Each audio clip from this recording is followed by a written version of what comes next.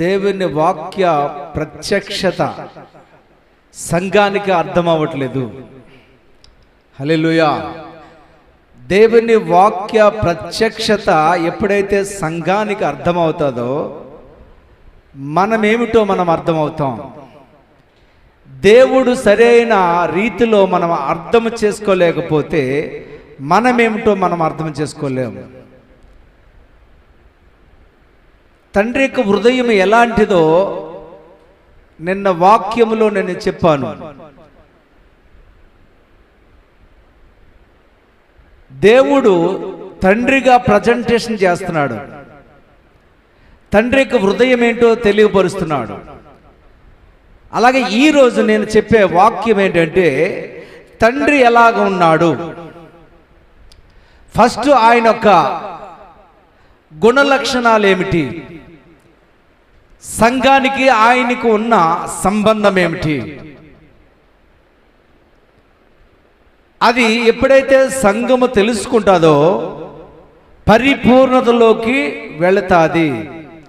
ఈరోజు సంఘము బలహీనపరచబడిపోవడానికి కారణం ఏంటంటే యేసుని సరైన రీతిలో అర్థం అవ్వకపోవటమే.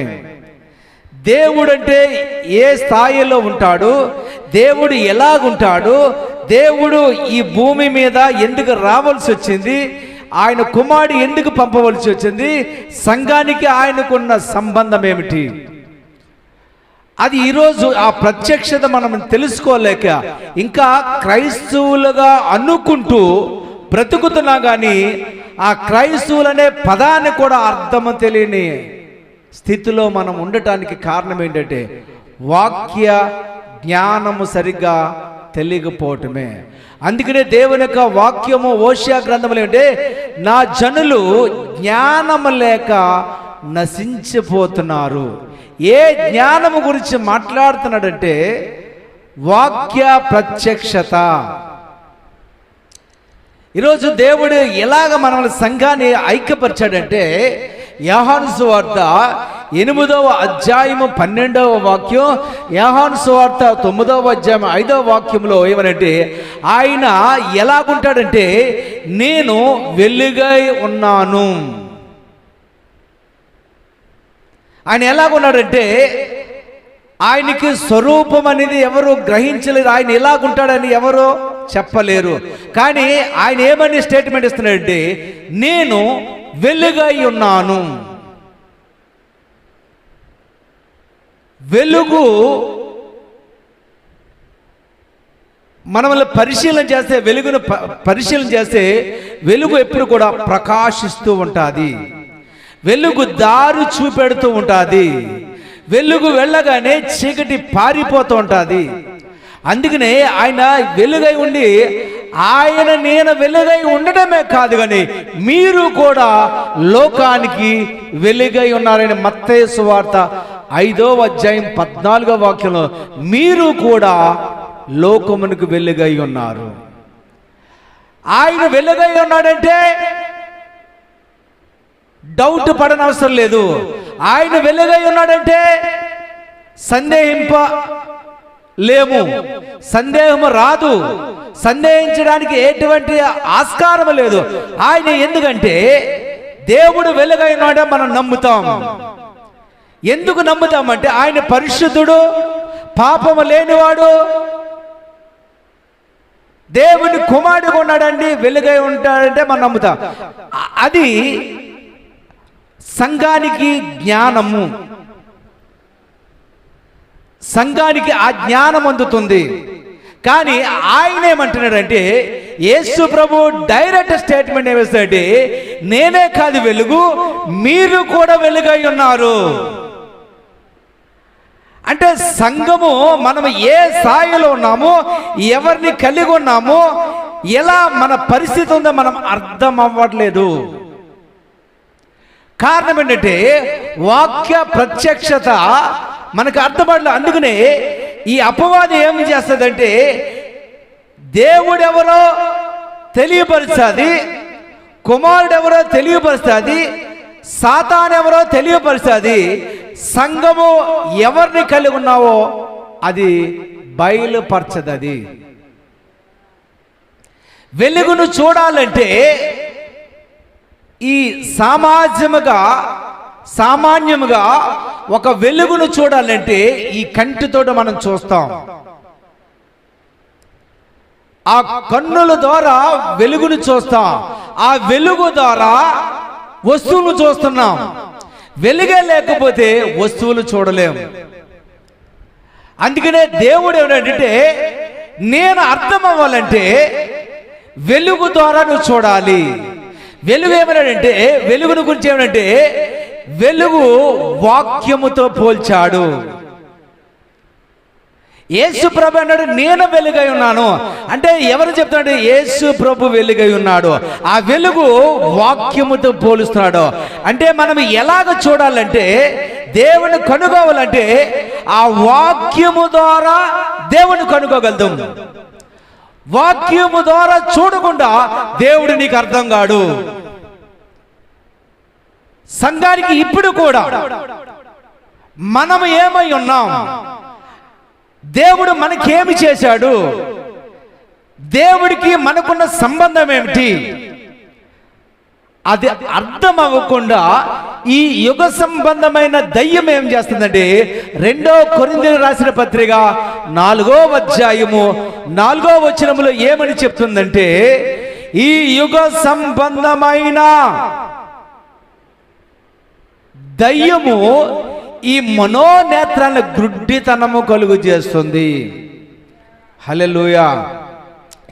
ఏ నేత్రాలు గుడ్డితనము కలుగు చేస్తుంటే, ఈ బాహ్య సంబంధమైన కన్నులు గుడ్డితనము కలగజేయట్లేదు, ఆత్మీయ నేత్రాలు బ్లైండ్ చేసేస్తుంది. ఆత్మను మనం చూడాలంటే ఆత్మీయ నేత్రాలతోటే చూడాలి. దేవుని కనుగోవాలంటే ఆత్మీయ నేత్రాలతోటే మనము కనుగోగలుగుతాం. దేవుని నామ స్తోత్రము కలుగును గాక. హల్లెలూయా. అంటే ఈ నేత్రాలు ఎందుకు మూయబడుతున్నాయంటే, వెలుగును చూడాలంటే బాహ్య సంబంధమైన ఈ నేత్రము ద్వారా, ఆ వెలుగు ద్వారా వస్తువును చూస్తున్నా, అలాగే ఆత్మ దేవుని చూడాలంటే ఆత్మ సంబంధమైన ఆ వెలుగు ద్వారా, వాక్యము ద్వారా ఆయన్ని చూడగలుగుతాం. దేవుని నామన స్తోత్రము కలుగును గాక. హల్లెలూయా. అంటే ఇది వెలుగుని చెప్పి, ఆ వెలుగు లోకానికి నేను వెలుగై ఉన్నాను, మీరు కూడా లోకానికి వెలుగై ఉన్నారని ఎందుకు చెప్తాడే? ఇది వాక్య మర్మము, వాక్యం యొక్క ప్రత్యక్షత. ఆ వాక్య ప్రత్యక్షత నీకు ఎప్పుడైతే అర్థం అవుతుందో, నీవు వాక్యముతో పోల్చి మాట్లాడతా, వాక్యముతో నడుస్తా, వాక్యముతో మాట్లాడతా. అందుకనే ఏమని చెప్తాడు? ఎఫెసీయులకు రాసిన పత్రిక 5వ అధ్యాయము 8 నుంచి 13 వాక్యాలు మనం చదివితే కనుక చదువుతాం. అది ఎఫెసీయులకు రాసిన పత్రిక 5వ అధ్యాయము 8 నుంచి 13 వాక్యాలు. మీరు పూర్వమందు చీకటై ఉంటిరి, ఇప్పుడైతే ప్రభువునందు వెలుగై ఉన్నారు. ఏమని చెప్తారంటే, మీరు పూర్వం అంటే రక్షణ పొందక మునుపు చీకటై ఉన్నారు, ఇప్పుడైతే రక్షించబడిన తర్వాత వెలుగై ఉన్నారు. వెలుగై ఉన్నారు. వెలుగు ఫలము సమస్త విధములైన మంచితనము నీతి సత్యమును వాటిలో కనబడుచున్నది. కనుక ప్రభువుకి ఏది ప్రీతికరమైనదో దానిని పరీక్షించుచు వెలుగు సంబంధుల వలె నడుచుకొనిరి. నిష్ఫలమైన అంధకార క్రియలలో పాలువారై ఉండక వాటిని ఖండించుడి. ఏలయనగా అట్టి క్రియలు చేయువారు రహస్యమందు జరిగించు పనులను గూర్చి మాటలాడుట అయినను అవమానకరమై ఉన్నది. సమస్తమును ఖండింపబడి వెలుగు చేత ప్రత్యక్షపరచబడును. ప్రత్యక్షపరచినది ఏదో అది వెలుగుగే కదా. వెలుగు చేత ప్రత్యక్షబడి ఉన్నారు. ప్రత్యక్షబడినది ఏదో అదే వెలుగు కదా. అంటే వెలుగుని ఎలాగ పోల్చంటే ప్రత్యక్షత, మర్మము. వాక్యము చేత ప్రత్యేకించబడిన వ్యక్తులు మనగా మనము ప్రత్యేకించబడిన వారము. ప్రత్యేకించబడిన మనము ఆ ప్రత్యక్షత వలనట వెలుగుగా మార్చబడుతున్నాం. హల్లెలూయా. అంటే ఈ ప్రత్యక్షత ఎప్పుడైతే నీకు అర్థమవుతుందో ఆ ప్రత్యక్షతే వెలుగు. దేవుని నామ స్తోత్రము కలిగిన గాక. అంటే ఆ వెలుగు సంబంధులు ఎలాగుంటారంటే, వెలుగు సంబంధులు మొదటి తెస్సలోనికీయులకు రాసిన పత్రిక 5:5 అంటే వెలుగు సంబంధులు. అంటే వెలుగు సంబంధం అంటే వెలుగుకు సంబంధించిన వ్యక్తులు మనం. ఆ వెలుగు ఎవరై ఉన్నారు? ఎవరై ఉన్నారు? వెలుగంటే ఎవరు? యేసు ప్రభు. వెలుగంటే ఎవరు? వాక్యము. అంటే వాక్యముతో కనెక్ట్ అయి ఉన్నాం మనం. వెలుగు సంబంధాలు అంటే వాక్యముతో కనెక్ట్ అయి ఉన్నా ఆ వాక్యము ద్వారా మనం పలుకుతూ మొదలు పెట్టాలి. మన ప్రార్థన ఎలాంటి ప్రార్థన అనే దానికి ఈరోజు అర్థమవని అగోప్యంగా ఉండిపోవడానికి కారణం ఏంటంటే, ఈ యుగ సంబంధమైన దయ్యము నీ మనోనేత్రాల గుడ్డితనము కలుగు చేస్తుంది. అసలు ప్రార్థన ఎలాగ చేయాలి? అసలు ప్రార్థన అంటే ఏంటి? ప్రార్థన వాక్యములో ఏమని చేయమన్నాడంటే, ప్రార్థన అనే మాటకి ఇద్దరు వ్యక్తులు మాట్లాడుకోవటం. అంటే ఒక్క వ్యక్తి ద్వారా మాట్లాడితే ప్రార్థన అనదు. ఇద్దరు కలయిక ఎప్పుడైతే ఉంటుందో అది ప్రార్థన. అందుకనే ఏమంటే వాక్యముతో నువ్వు మాట్లాడాలి, వాక్యముతో పోల్చుకోవాలి, వాక్యముతో నడవాలి. మీరు వెలుగు సంబంధులై ఉన్నారు. వెలుగు సంబంధంలో ఎందుకన్నాడంటే, ఆ వెలుగులో ఇమిడిపోయి ఉన్నాం మనం. సెపరేట్ చేయలేని పరిస్థితుల్లో మనం ఉన్నాం. అందుకనే మీరు కూడా వెలుగై ఉన్నారు. నేను వెలుగై అంటే మీరు వెలుగునే. నేను పరిశుద్ధుడై అంటే మీరు పరిశుద్ధుడై. నేను నీతిమంతుడైతే మీరు నీతిమంతుడై అని వాక్యము చెబుతుంది. మన సొంత కథలు కాదు. అయ్యా యేసు ప్రభు ఈ భూమి మీదకి వచ్చి ఆయన చేసిన కార్యం ఏంటంటే, ఏ యోగ్యత లేని, ఏ స్టేటస్ లేని, ఎటువంటి నీతి లేని నిన్ను నీతిమంతుడిగా మార్చేశాడు ఆయన. ఎలాగా మార్చబడ్డావంటే అది నీ నీతి కాదు, నీ పరిశుద్ధత కాదు, ఆయనలో నుంచి నిన్ను ఒక పరిశుద్ధమైన వ్యక్తిగా మార్చాడు ఆయన. ఎలాగ మనం మార్చబడ్డామంటే, ఒక ఒలీవ కొమ్మకి అంట కట్టబడేటప్పుడు మరొక గులాబీ వస్తుందంట. మన గ్రేడ్లో నుంచి వచ్చాం మనం. మనంతటా మనం ఫలించలేదు. ఆయన ఒలీవ కొమ్మలో నుంచి మనము పుష్పించాము. యేసు ప్రభు అదే చెప్తున్నాడు, మీరు వాక్యము నందు వెలుగై ఉన్నారు. మీ అంతటి మీరు వెలుగు కాదు, వాక్యము నందు వెలుగై ఉన్నారు. అందుకనే మీరు వెలుగు సంబంధం అంటే ఆయనలో నుంచి మనము వెలుగయ్యాం. హల్లెలూయా. ఈరోజు సంఘానికి అర్థం అవ్వడం అంటే, నిన్ను ఎలాగ లెక్కేసుకోండి అంటే, నువ్వు ప్రార్థన చేయకపోతే పాపములో పడిపోతా. నువ్వు ప్రార్థన చేయకపోతే నీకు అపవాదం వచ్చి నిన్ను మొత్తుతాడని దీనికి అలవాటు పడిపోయావు. కానీ ఆ ప్రార్థన ఎలాగనంటే, ఆ ప్రార్థన ఏమని చేస్తాండి, ప్రభువా ప్రభువా ఆ దుష్టుడి నుంచి నన్ను జయించడానికి నాకు అధికారం కావాలయ్యా, దుష్టుడిని నేను పోరాడడానికి నాకు శక్తి కావాలని నువ్వు మాట్లాడుతున్నావా. కానీ అది ఎలాగ ప్రార్థన చేయాలంటే, నేను వెలుగై ఉన్నాను, వెలుగు నాలో ఉన్నది, నాలో ఉన్నవాడు గొప్పవాడు, నాతో ఉన్నవాడు గొప్పవాడు, ఆయన నేను ఒకటై ఉన్నామని నువ్వు మాట్లాడినప్పుడు నీవేంటో నీవు అర్థమవుతుంది. హల్లెలూయా. వాక్యం చెప్తుంది, ఎఫెసీయులకు రాసిన పత్రిక 5:13-14 వాక్యము ద్వారా మన ప్రత్యక్షత కలిగి ఉన్నాం. ఆ ప్రత్యక్షతే వాక్యములో వెలుగై ఉన్నా, ఆ ప్రత్యక్షత మనమే ఉన్నాం. వాక్యము ద్వారా ప్రత్యక్షత. ఆ వాక్యము ఏమని చెప్తున్నాడంటే, మొదటి యోహాను ఒకటవ యోహాను 4వ అధ్యాయంలో ఏమని చెప్తున్నాడంటే దేవుడు వెలుగై ఉన్నాడు. దేవుడు వెలుగై ఉన్నాడు. ఆ వెలుగులో చీకటి ఎంత మాత్రము లేదు, ఆ వెలుగులో పాపం అనేది ఎంత మాత్రము లేదు అని చెప్పి ఆ వెలుగులో మీరు కూడా ఇమిడిపోయి ఉన్నారు కనుక నీ పాపములు నేను ఎన్నటికీ జ్ఞాపకం చేసుకోను. మరి పాపము లేకుండా చేసిన వ్యక్తి పాపం ఎలా వస్తుందంటే నీవు ఎవరవో నీకు అర్థం అవట్లేదు. ఆ మొదటి యోహానులో 4:17 ఏమని చెప్తుందంటే, అయ్యా ఆయన పరిశుద్ధుడు, ఓకే, నాలో ఎటువంటి పరిశుద్ధత కనపట్లేదు, నేను ఆయనతో సమానం ఎలాగంటే దేవుని వాక్యం చెప్తోంది, నేను చెప్పట్లేదు. ఏమని చెప్తుంటే 4:17 ఆయన ఎట్టివాడైనా మనము కూడా అట్టివారమై ఉన్నాం. ఆయన ఎలాగే ఉన్నాడో మనము కూడా అలాగే ఉన్నాం. ఇది ఎలాగా సాధ్యమంటే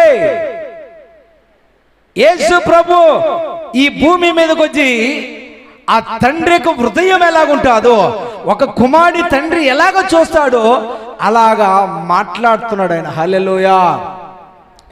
అంటే ఆయన మనము ఎలాగున్నామంటే ఒకే ఆత్మ, ఏకాత్మ.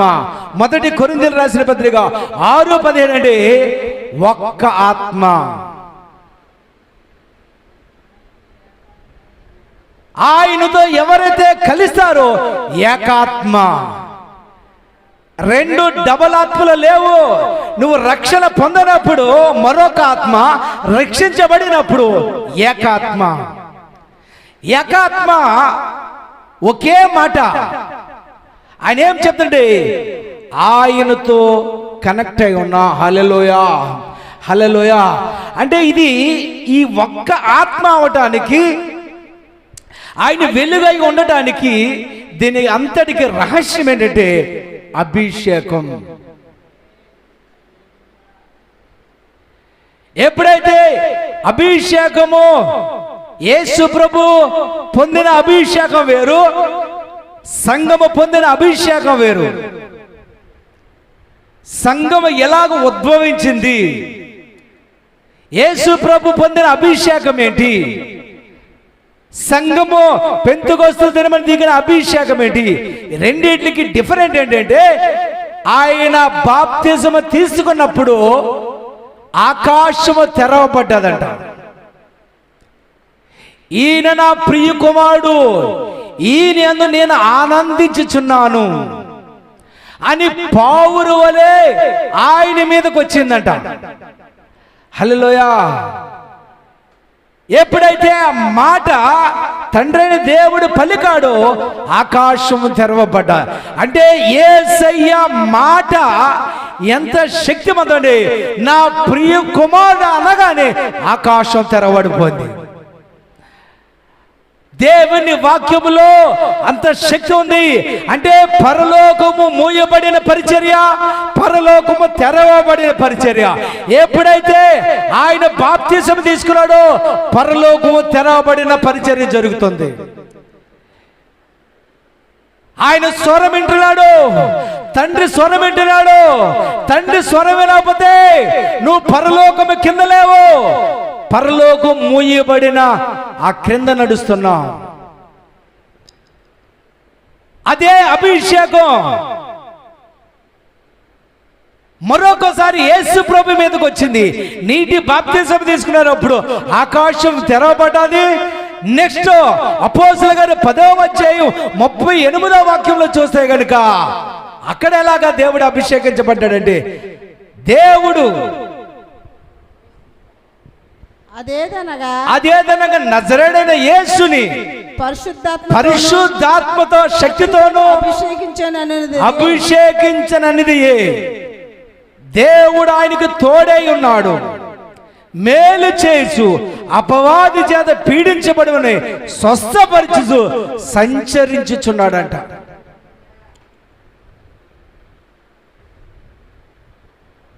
క్రైస్తవులు ఈరోజు ఎందుకు దేవుని యొక్క వెలుగు చూపించలేకపోతుందంటే, అయ్యా నేను వెలుగుతో నింపబడ్డాను, నేను అది చేశాను ఇది చేశాను వెలుగు అన్నదు. వెలుగు ఎప్పుడు చెప్పుకోదు. అది వెలుగుంటే చీకటి ఆటోమేటిక్గా పారిపోద్ది. వెలుగు ప్రకాశిస్తుంది, నీకు దారి చూపెడుతుంది, నీకు మేలు చేస్తుంది, నీకు కీడు చేయదు.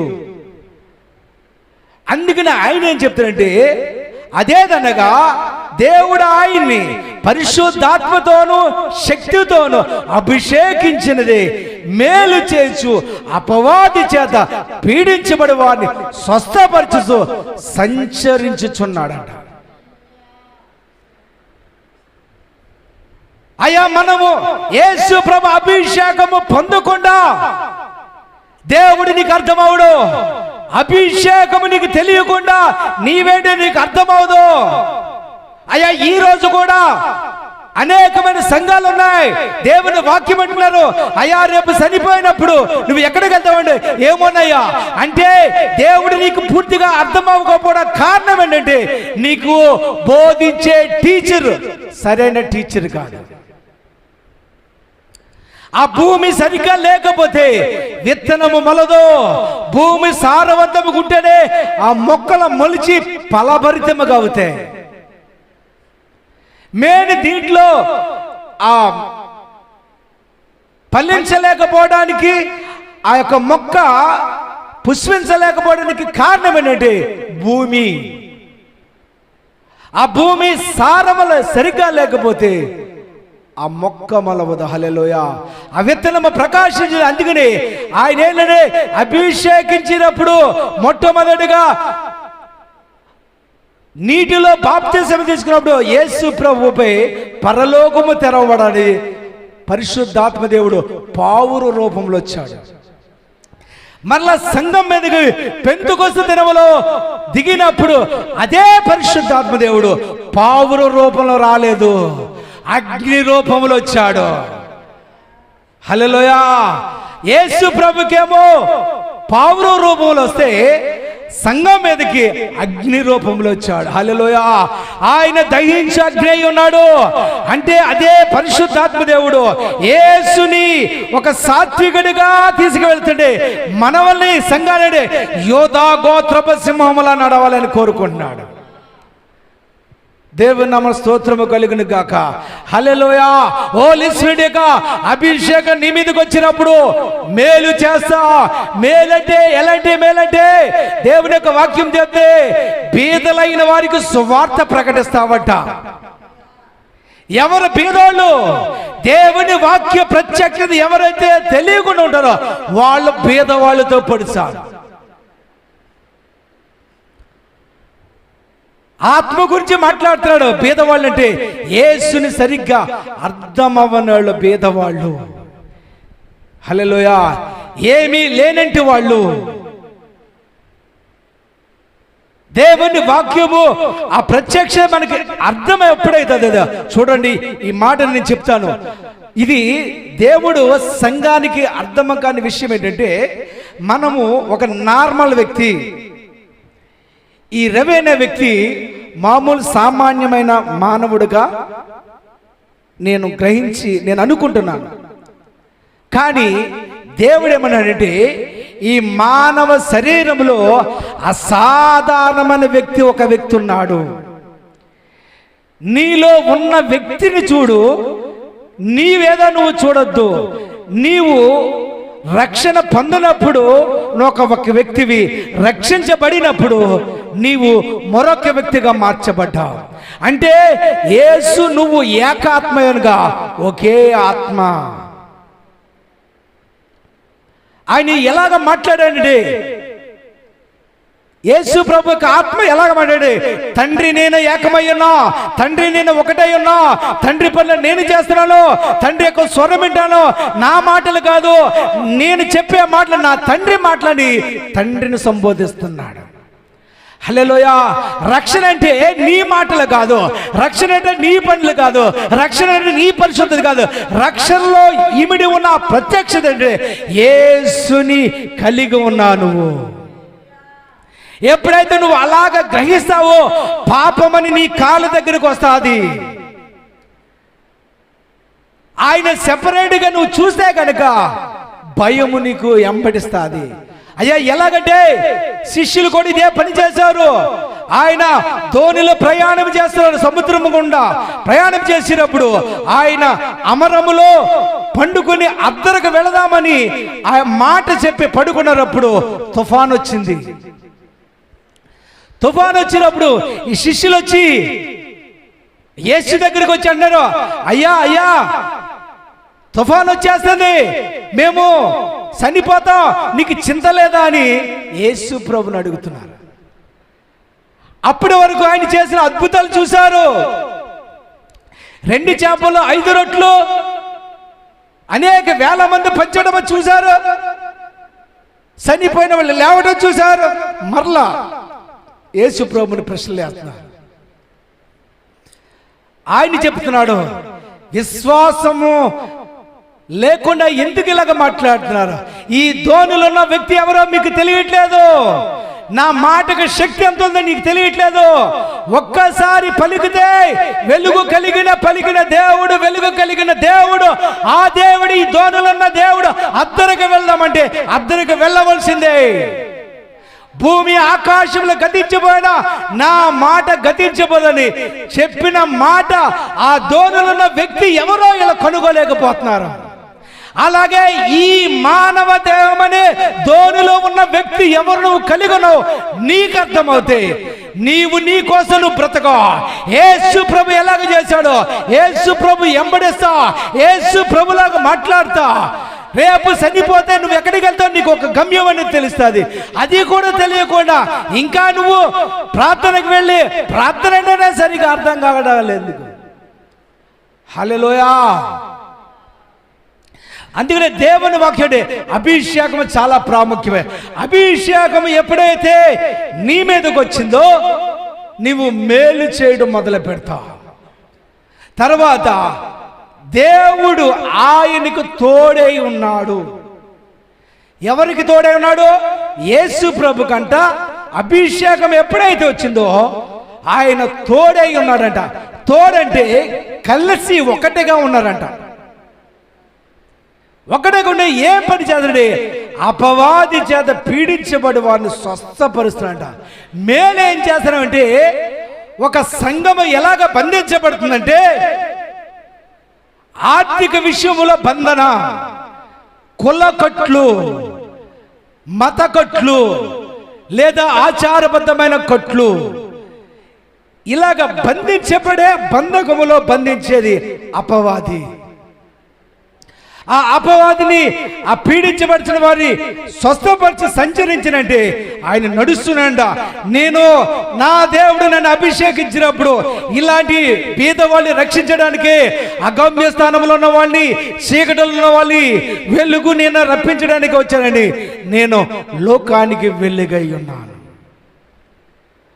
ఆయన అంటే అదే కాదు, మీరు కూడా లోకానికి వెలుగై. ఎందుకు మనల్ని లోకానికి వెలుగై ఉన్నాడంటే ఆయన మనలోకి వచ్చాడు. హల్లెలూయా. ఈ వెలుగు సంబంధాలు ఎందుకంటే వెలుగు సంబంధాలు అంటే వెలుగు ఆ పెద్ద వెలుగుకి ఈ చిన్న వెలుగుకి సంబంధం ఏంటంటే ఆ వెలుగులోని నా ముఖాన్ని మీరు చూస్తున్నారు. ఎలా చూస్తారా? నా ముఖాన్ని వెలుగు ద్వారా నా ముఖాన్ని చూస్తారా? అలాగే వాక్యము ద్వారా దేవుని ముఖాన్ని మనం చూస్తున్నాం.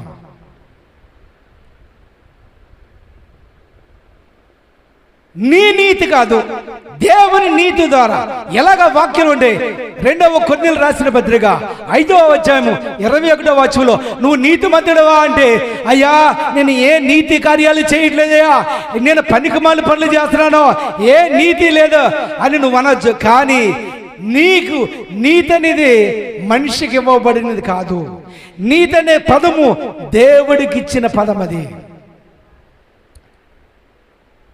చదవది 5:21.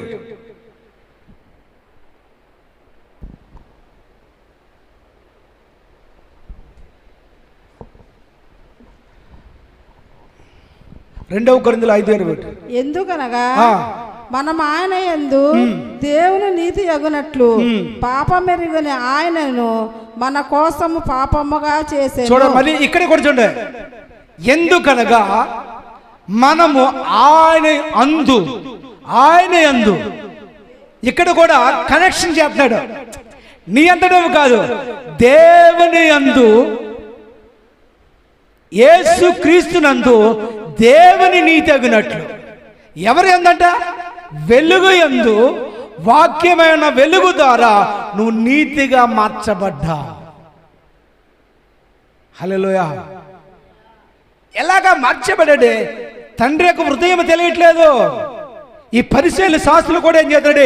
ధర్మశాస్త్రం తీసుకొచ్చి తప్పు చేశాడు అని శిక్షించాలి, తప్పు చేశాడు వాడు మరణం అవుతాడు అని ఇదే బోధిస్తుంది. తండ్రి హృదయం అలా పాపుల్ని రక్షించడానికి వచ్చాయి కానీ శిక్షించడానికి కాదు. వాళ్ళ కోసం నేను చనిపోవడానికి వచ్చాను, వాళ్ళ ప్లేస్లో నేనుంటాను, నా ప్లేస్లో వాళ్ళ ఉండడానికి యేసు ప్రభు ఈ భూమి మీదకి వచ్చాడు. ఇప్పుడు ఈరోజు అన్య జనాంగానికి యేసు ప్రభు అర్థం అవ్వకపోవడానికి కారణం ఏంటంటే రకరకాల బోధలు, వాక్య జ్ఞానం లేకుండా, వాక్య ప్రత్యక్షత లేకుండా, దేవునితో సంబంధం లేకుండా అబ్రాహాము దేవుడు అబ్రాహాముకి స్నేహితుడే ఉన్నాడు అని అబ్రాహాము చెప్తున్నా, కానీ నీ క్యారెక్టర్ ఏంటి నీకు అర్థం కావట్లే. అబ్రాహాము స్నేహితుడే ఉన్నాడు, కానీ అబ్రాహాము కంటే నువ్వు గొప్ప ఉన్నతమైన స్థాయిలో ఉన్నావు. నీకు అర్థం. అబ్రాహాము స్నేహితుడిగా పిలవబడ్డాడు, అలాగే దావీదు హృదయానుసారిగా పిలవబడ్డాడు, అలాగే మోషే దేవుని యొక్క స్నేహితుడిగా పిలువబడ్డాడు. కానీ నీవైతే ఆయన కుమారుడిగా పిలువబడుతున్నావు. కుమారుడు స్థానము సంఘానికి తప్ప ఎవరికి ఇవ్వలేదు ఆయన. అంటే మనం ఎంత ఆధిపత్యంలో ఉన్నామంటే దేవుని కుమారుడిగా డిఎన్ఏ కలిగి ఉన్నాం. అందుకని అధిపతిగానే ఏమన్నాడు? దేవుడు ఎట్టివాడే ఉన్నాడు, మీరు కూడా అట్టివారే ఉన్నారు.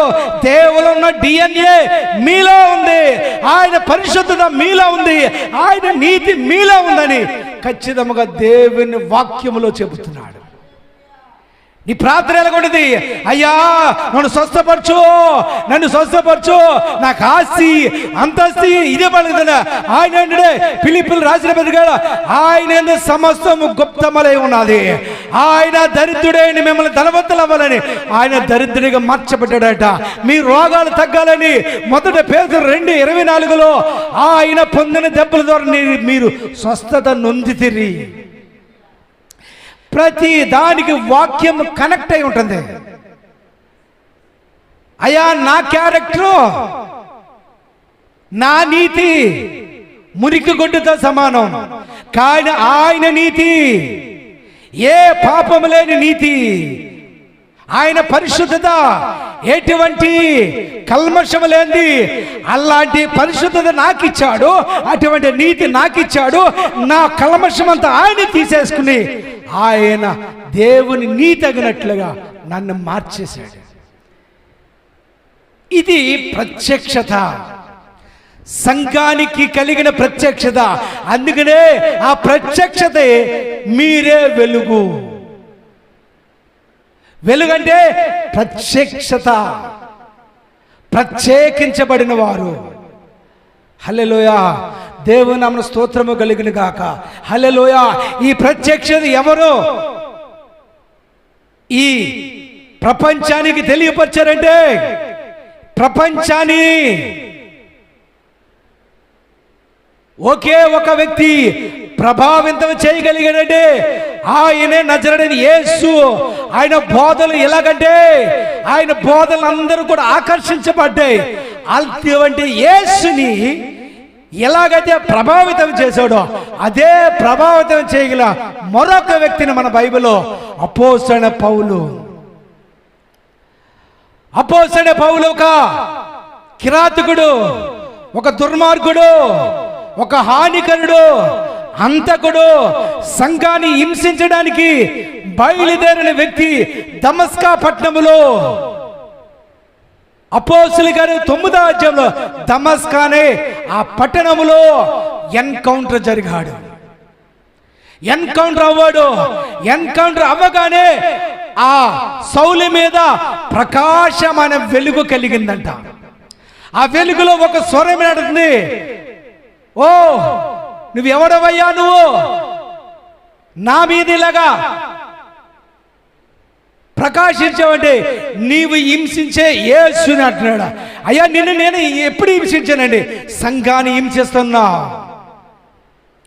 ఈరోజు సంఘానికి తెలియకుండా హింస ఎలాగొస్తుందంటే సంఘము తెలియపరచవలసింది వర్తమానాలు రావట్లేదు, సంఘానికి ఏది కావాలో అది రావట్లేదు. సంఘం అంటే ఏదో 4 డబ్బులు తీసుకోవడం, ఏదో 4 రాళ్ళు వెనకేసుకుని ఇలాగ ప్రార్థన చేయడం, ఇదే గొడవైపోయింది. పౌలే చెప్తున్నాడు, ఆయన ఒక ఆస్తి చూస్తే 250 కోట్లు, మిలియన్లు, ట్రిలియన్లు డబ్బు కలిగిన అధిపతి అయిన. ట్రిలియన్ అంటే చాలా కోట్లు కొలది, అలాగా 250 కోట్లు, మిలియన్ కలిగిన, ట్రిలియన్స్ కలిగిన వ్యక్తి. ఆ డబ్బునంట యెరూషలేము పట్టణం అంతా ఒక 100 రూపాయలు నోటి కింద పరిచేస్తే మొత్తం యెరూషలేము పట్టణం అంతా సరిపోదా. అటువంటి ధనవంతుడి కలిగిన ఆ వ్యక్తి ఏమని చెప్తాడంటే, నా క్రీస్తుని గూర్చిన జ్ఞానము ఇదంతా పెంట. అంటే యేసులో ఏదున్నదో అది కనుగొని ఆ ప్రత్యక్షత చెప్తాడు. యేసులో నేను నీతిమంతుడి, యేసులో నేను ధనవంతుడి, యేసులో ఐశ్వర్యవంతుడి, యేసులో పరిశుద్ధుడని ఏకైక వ్యక్తి, దేవుని గురించి జ్ఞానము బయలుపరిచిన వ్యక్తి ఎవరైనా ఉన్నారంటే అపోస్తలుడైన పౌలు ఒక్కడే. ఆయన చెప్తాడు, ఈ నేత్రాలతో మీరు చూడొద్దు, ఆత్మీయ నేత్రాలు తెరవబడాలి. మీలో ఉన్న వ్యక్తి ఎవరో మీరు తెలుసుకోవాలి, ఆ వ్యక్తితో మీరు మాట్లాడుతుండాలి.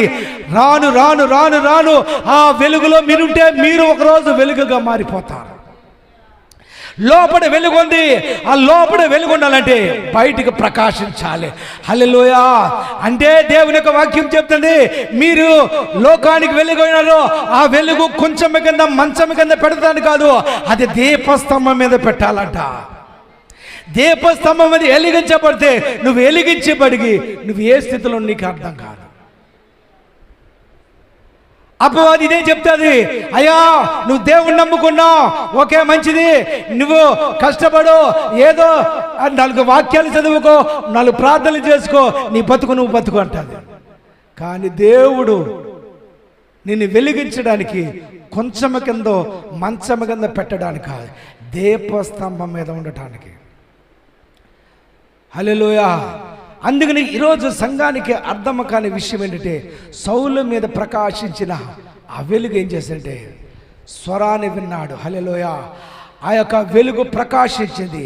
ప్రకాశించినప్పుడు సౌలు మొట్టమొదటిగా వెలుగు గురించి మాట్లాడుతున్నాడు. ఆయన ఈ యుగ సంబంధమైన దయ్యము మీ మనోనేత్రాలని, అంధకార సంబంధమైన ఈ యుగ సంబంధమైన దయ్యం మీ మనోనేత్రాలు వెలిగించకుండా అది బ్లైండ్ చేసేస్తుందంట. హల్లెలూయా.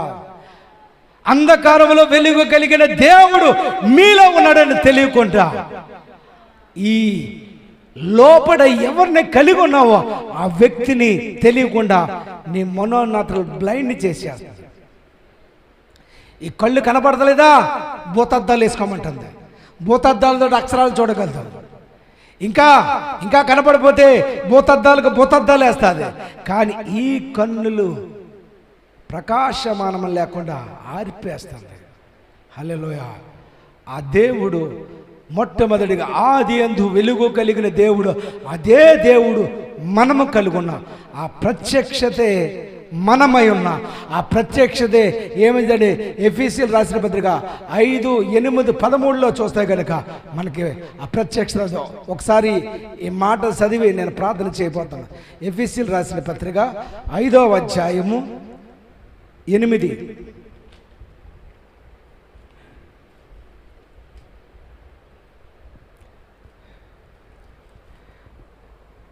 మీరు పూర్వమందు చీకటై ఉంటిరి, ఇప్పుడైతే, అంటే పూర్వమందంటే నీవు దేవుళ్ళకి రాకమునుపు చీకటే ఉన్నావు, చీకటి కార్యాలు చేసావు. కానీ ఇప్పుడు, జస్ట్ ఇప్పుడు అంటే ఎప్పుడైతే ప్రభువును నమ్ముకున్నావో నీ స్టేటస్ దేవుడు మార్చేశాడు. హల్లెలూయా. చూడండి ఎంత స్వీట్గా మార్చాడంటే, ప్రభువునందు వెలుగై ఉన్నాడు. హల్లెలూయా. పూర్వమంది చీకటే ఉన్నాడు, ఇప్పుడైతే బాప్తిజం పొందిన వెంటనే ఇప్పుడైతే ప్రభువునందు వాక్యమందు వెలుగై ఉన్నాడు. వాక్యము ద్వారా నువ్వు చూసుకుంటే నువ్వు ఆయన వెలుగై ఉన్నాడంటే నీవు కూడా వెలుగై ఉన్నావు. ఎందుకు వెలుగై ఉన్నాడంటే ఆ ప్రభు వెలుగై ఉన్నాడుగా, ఆ ప్రభు నీలో ఉన్నాడు కనుక నీవు కూడా వెలుగై ఉన్నావు. హల్లెలూయా. వెలుగు ఫలము సమస్త విధములైన మంచితనము, హల్లెలూయా, మంచితనం అనే ఫలము నీలో పనిచేస్తుంది, నీతి అనే ఫలము నీలో పనిచేస్తుంది, సత్యం అనే ఫలము నీలో పనిచేస్తుంది. కనుక ప్రభువుకేది ప్రీతికరమండి దానిని పరీక్షించుము. ఇక్కడ ప్రతి పని ప్రతి మాట దేవునికి ఏది ప్రీతికరము అది మన పరీక్ష చేయాలంట. ఈ మాట వాక్యంలో ఉన్నదా అపవాదులు ఉన్నదా అది పరీక్ష చేయాలంట. పరీక్ష చేసి వెలుగు సంబంధుల వలె, ఇక్కడ ఏమన్నాడు, వెలుగు సంబంధుల వలె. ఇక్కడ ప్యూరల్ చెప్పాడు, వెలుగు సంబంధుల వలె. అంటే నీలో ఒక వెలుగు ఉంది, నీ ఒక వెలుగు ఉన్నా, అలాగా ఈ ఇద్దరు కూడా మీరు వెలుగు సంబంధులు కనుక ఆ వెలుగు సంబంధుల వలె నడుచుకునుడి. నడక, నీ నడక నీ క్యారెక్టర్ చూపెడుతుంది, నీ నడక నీ పరిశుద్ధత చూపెడుతుంది, నీ నడక నీ గమ్యాన్ని చూపిస్తుంది. హల్లెలూయా. అంటే వెలుగు ఏం చేస్తుంది అంటే ఒక అడుగు వేసినప్పుడు ఆ చీకటిని, ఆ గుంటలో ఆ యొక్క ముళ్ళు కంచెలన్నీ కూడా వెలుగు చూపెడతాయి. ముళ్ళలో నువ్వు అడుగేయలేవు, చీకటిలో నువ్వు అడుగేయలేవు. ఎందుకంటే వెలుగు నీకు దారి చూపెడతాది. అందుకనే యేసు ప్రభువు అంటే ఆ వెలుగు ఏం చెప్తాడే, నేనే మార్గము. హల్లెలూయా. ఆ మార్గము, పరలోకానికి వెళ్ళే మార్గం ఎవరంటే నేనే మార్గము. నేనంటలే, నేనే దేవుడిని, నేనే రక్షకుడిని, నేనే నిన్ను రక్షించేవాడు, నేనే నిన్ను నడిపించేవాడు, నేనే నేనే నేనే. ఆ నేనే అనే వ్యక్తి నీలో ఉన్నాడు. దాన్ని బట్టి నువ్వు నడవాలి. హల్లెలూయా. నడవాలి, నడుచుకోడు. నిష్ఫలమైన అంధకార క్రియల్లో పాలివారి ఉండక. హల్లెలూయా. అంధకార సంబంధమైన క్రియలో నీకు సంబంధం లేని వారిగా ఉండాలంట. ఖండించు ఏలనగా అట్టి క్రియలు చేయరు, రహస్యమంది జరిగించు పనులను గూర్చిన మాటలైనను అవమానకరై ఉన్నది. యేసు ప్రభు చేత సమస్తమును ఖండించబడి వెలుగు చేత ప్రత్యక్షపడినది, ప్రత్యక్షపరిచినది. వెలుగు చేత, ఈ మాట వినిపోయి, వెలుగు చేత ప్రత్యక్షపరచబడును. వెలుగు చేత మనము ప్రత్యక్షపడ్డాము. వెలుగు చేత ప్రత్యక్షపడును, ప్రత్యక్షపరిచినది ఏదో అదే వెలుగు. హల్లెలూయా. వెలుగంటే ఎవరు? ప్రత్యక్షపడిన వారు. వెలుగు చేత ప్రతిస్పందించిన వారు, వాళ్ళే వెలుగు అన్నాడు. మనం వెలుగు ఎలాగయ్యా? మన వెలుగు అర్థం ఒకసారి నాకు, మన వెలుగు ఎలాగయ్యా? వెలుగు చేత ప్రత్యక్షించబడిన వారే ప్రత్యక్షించబడిన వారు. అర్థం కాలే? ఇప్పుడు నేను వెలుగు, నేను వెలుగు. ఈ అక్కడ చీకటి ఉంది, ఆ చీకటి ఉన్నప్పుడు నా వెలుగు ఆ చీకటికి వచ్చింది. చీకటికి వచ్చినప్పుడు అది ప్రత్యక్షత పరచబడ్డది. ఇప్పుడు అదేమైందంటే వెలుగుగా మార్చబడ్డది. ఆ ప్రత్యక్షత పరచబడినప్పుడు దానిని వెలుగు అంటున్నాడు. వాక్యము చేత ఎవరైతే ప్రత్యేకపడతారో వాళ్ళు వెలుగుగా మార్చబడతారు. వాక్యం ఇదే చెప్తుందన్నమాట. ఏమని చెప్తుందంటే వెలుగు చేత ప్రత్యక్షపరచబడును, వెలుగు చేత ప్రత్యక్షపరచబడును. ప్రత్యక్షపరిచినదే ఏదో అదే వెలుగు. మనం ఎలాగా వెలుగు? ఆయనలో నుంచి వచ్చిన ఆ ప్రత్యక్షత, మనం సంఘము అలాగా వెలిగించబడ్డా మనం. హల్లెలూయా. దేవుడు ఈ ప్రత్యక్షత కలగాలనే సంఘము ఆశపడుతున్నాడు. ఇది పౌలు రాసిన పత్రికలో ఈరోజు చాలామందికి సంఘానికి అర్థం అవట్లే. యాకోబు ప్రార్థన, ఆయన పెనుగులాడి, ప్రభువా నువ్వు నన్ను ఆశీర్వదిస్తేనే కానీ నేను వెళ్ళను అని అన్నాడు. కానీ ఇప్పుడైతే నీవు యాకోబులాగా ప్రార్థించే పని లేదు, నీ లోపడున్నాడు. ఆయన ఏం చెప్తాడంటే, క్రీస్తునందు సమస్త విధములైన జ్ఞానము చేత నిన్ను ఆయనలో ఆశీర్వాదాలు నీకు ఇచ్చాడు. క్రీస్తునందు సమస్తమైన ఆశీర్వాదాలు మనకు అనుగ్రహించబడ్డాయి. అది ఉచితం. ఆ ఉచితమైంది నీవు ఎలాగ అర్థం చేయండి, ఆ ప్రత్యక్షత నీకు అర్థమయ్యేటప్పుడు అది నువ్వు పొందుకోగలదు. హల్లెలూయా. దేవుని నామ స్తోత్రము కలిగినగా. ఇప్పుడు వెలుగంటే ఎవరన్నాను? వెలుగంటే ఎవరు? వాక్యము. దేవుడు ఏమంటే, నేను వెలుగై ఉన్నాను. ఆ వెలుగును ఏం చెప్తాడు? వాక్యంతో, వాక్యమే వెలుగై ఉన్నాడు.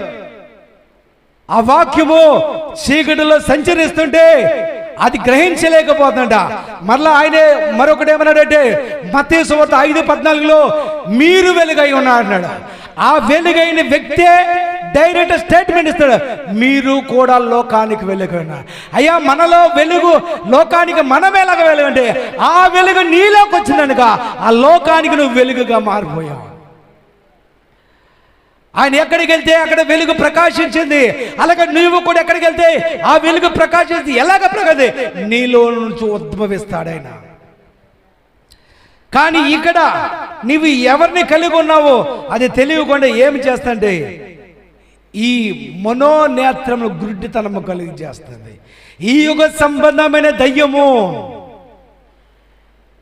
ఏ నేత్రాలు మూచేస్తుంటే ఆత్మీయ నేత్రాలు చూడటం ఆపేసి ఈ బాహ్య సంబంధమైన దీనికోసమే, ఈ తుచ్చమైన దీనికోసమే, అది నాకు కావాలి, ఇది కావాలి, ఇది అదే అని ఈ కళ్ళుతోడు చూసేదే నువ్వు చూస్తున్నాయి. కానీ ఆత్మీయ నేత్రాలు చూడటం నేర్చుకుంటా లేదు.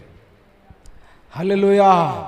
అదే దేవుడు మొదటి యోహాను 4వ అధ్యాయంలో నేను వెలుగై ఉన్నాను, నేను వెలుగైన చెప్పి ఆయన అదే వెలుగు చెప్తున్నాడు, మీరు కూడా లోకానికి వెలుగై ఉన్నారు. అదే దేవుడు నేను ఎట్టివాడే ఉన్నాను, మీరు కూడా అట్టివాడైనా.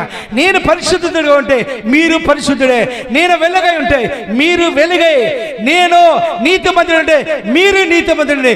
డైరెక్ట్ స్టేట్మెంట్ దేవుడు ఇస్తా. కానీ ఈ రోజు ప్రసంగాలు ఎలాగుంటానే, నువ్వు తప్పు చేస్తే నిన్ను రంపుతో దేవుడికి వస్తాడని చెడ్డ మాటలు పలికే చెడ్డ తరముగా తయారైపోయారు. అందుకనే ఈరోజు పరిచయ శాస్త్రులు అలాగా ఏమంటారంటే, పరిచయ శాస్త్రులు పుట్టగొడుగులాగా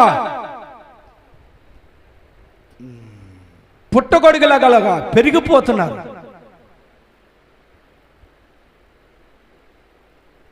శాస్త్రులు, పరిచయాలు, బోధలు ఏ వ్యక్తిని రక్షించో, కానీ యేసు ప్రభు యొక్క హృదయం ఏంటంటే పాపులు రక్షించడానికి వచ్చాను. ఆయన రక్షణ అంటే చాలా మందికి విలువ తెలియదు. ఆయన రక్షణకి ఆ విలువ ఏంటంటే రక్షకుడు రక్షించే ఆ చీకటిలో ఉన్న వ్యక్తి కోసం ఆయన చీకటికి వెలుగులోకి మార్చాడు. హల్లెలూయా, హల్లెలూయా. ఆయన మరొక మాట చెప్తాడు. ఏమని చెప్తాడంటే, ఆయన ఏకాత్మై ఉన్నాడు. హల్లెలూయా. మనము కూడా ఆయనతో ఒకే ఆత్మ కలిగి ఉన్నాం.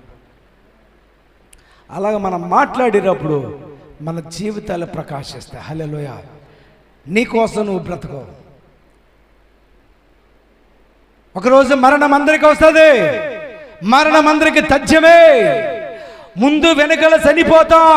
కానీ చనిపోయినప్పుడు నీవు ఏ స్థానానికి వెళ్తావు అది తెలుసుకోకపోతే భయంకరమైన స్థితిలో ఉంటావు నువ్వు.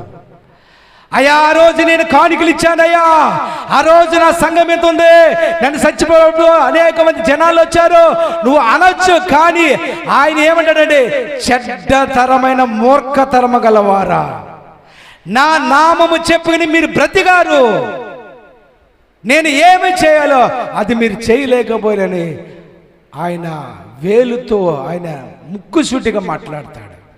న్యాయపీఠ మీద మనం నిలబడతాం. దొంగ మాటలు లేదా మోసకరమైన మాటలు అక్కడి చాడీలు చెప్పి నీకు ఇష్టమైన రీతిలో నువ్వు బతకొచ్చు. కానీ న్యాయాధిపతి ఉన్నాడు. ఆ న్యాయాధిపతి ఆ పీఠం నుంచి, ఆ కుర్చీ నుంచి నీ అన్ని కూడా ఆ జీవ గ్రంథంలో రాయబడి ఉంటాయి. అది చాలా జాగ్రత్త. అందుకని ఆయన ఏం చెప్తున్నాడంటే, నేను నీలో ఎందుకు వచ్చానో అది నువ్వు సరైన రీతిలో నువ్వు అర్థం చేసుకోకపోతే చాలా ప్రమాదంలో పడతావు. హల్లెలూయా. అందుకని ఈరోజు మనం చెప్పేదంటే, లోకానికి వెలుగైన మనం కూడా ఆ వెలుగు ఎలాగ చూస్తామంటే, ఈ పరిచర్య ఈ యొక్క ప్రాంతం అంతా చూడాలంటే ఈ కంటి ద్వారా ఇలా నా ఈ కంటి దారు చూస్తా. ఎలాగ చూస్తున్నాను అది ఎలాగా? ఈ మొత్తం అంతా లైట్లన్నీ ఆరిపేసి చీకటిగా ఉంది. చీకటిగా ఉన్నారు, అప్పుడు చూడగలదునా? మరి ఎలాగ చూస్తున్నా అంటే లైట్ ద్వారా. హల్లెలూయా. లైట్ ద్వారా నేను చూస్తున్నాను. ఇప్పుడు కూడా నీకు నువ్వు చూసుకుంటే నీవేంటో నువ్వు కనబడవు. కానీ వెలుగు అన్న ఆ వాక్యము ద్వారా నువ్వు చూసుకుంటే నీవేంటో నువ్వు అర్థమవుతావు. హల్లెలూయా. అటువంటి కృప మనందరికీ అనుగ్రహించబడింది గాక. లేచి నిలబడ. Thank you Lord, thank you Holy Spirit. తండ్రి నీకు వందనాలు ప్రభా. ఆయన ప్రత్యక్షత వలనే వచ్చినదే వెలుగు, ఆ వెలుగే సంఘము. ఈరోజు మీరు స్పష్టంగా మాట్లాడా అయ్యా. వెలుగులో ఉన్న గొప్ప రహస్యము తండ్రి మాలో ఉంచావు నాయనా. అది మాలో ఉన్న వ్యక్తిని మేము ఎంతంతగా మేము చూసుకుంటామో అంతంతగా మేము దీవించబడతాం, అంతంతగా మేము ఆశీర్వదించబడతాం, అంతంతగా మేము ఇతరులకి ప్రకాశమానం కలుగుతాం నాయనా. అటువంటి కృప మాకు అనుగ్రహించమని యేసు నామములో ప్రార్థన అడిగి పొందిన పరమ తండ్రి. ఆమేన్, ఆమేన్, ఆమేన్.